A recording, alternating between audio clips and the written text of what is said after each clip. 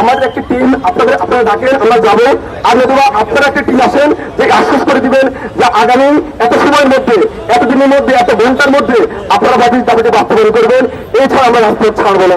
আমরা সুশৃঙ্খল ভাবে অহিংসভাবে যে দাবি বাস্তবায়ন করা যায় সারা বাংলাদেশে আমরা একটা রোল মডেল হিসেবে প্রতিষ্ঠিত হব, যেন অহিংসা বাস্তবায়ন করা যায়। আমাদেরকে কথা দিয়েছেন একটা টিম আসবেন, আমরা ততক্ষণ পর্যন্ত আমরা চাই যতক্ষণ পর্যন্ত না আসবেন ততক্ষণ পর্যন্ত আমরা এখানে শান্তিপূর্ণ এবং শৃঙ্খল ভাবে অবস্থান করব।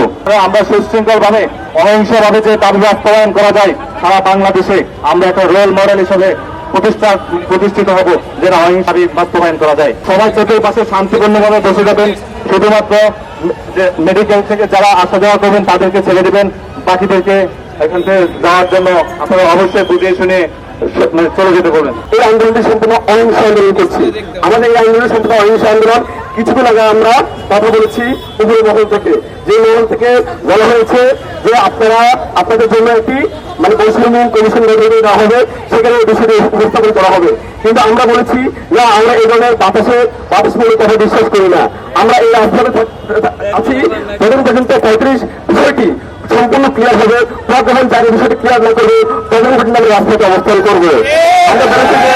আমরা বলেছি যে স্পষ্ট কথা যে আমাদের একটি টিম আপনারা ডাকেন, আমরা যাবো।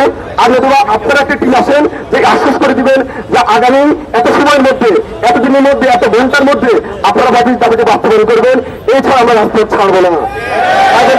প্রিয় সাংবাদিক বিন্দু, আপনারা আমাদের সাথে আছেন, সাথে থাকবেন, কারণ আমাদের সবাই দেখতে পাচ্ছেন সবাই একটু অহিংসমূলক আন্দোলনের সুশৃঙ্খলভাবে তারা পরিচালনা করছে।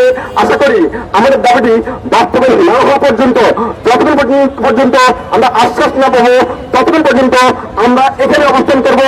এখানে অবস্থান করে আমাদের দাবি বাস্তবায়ন করবো। ধন্যবাদ।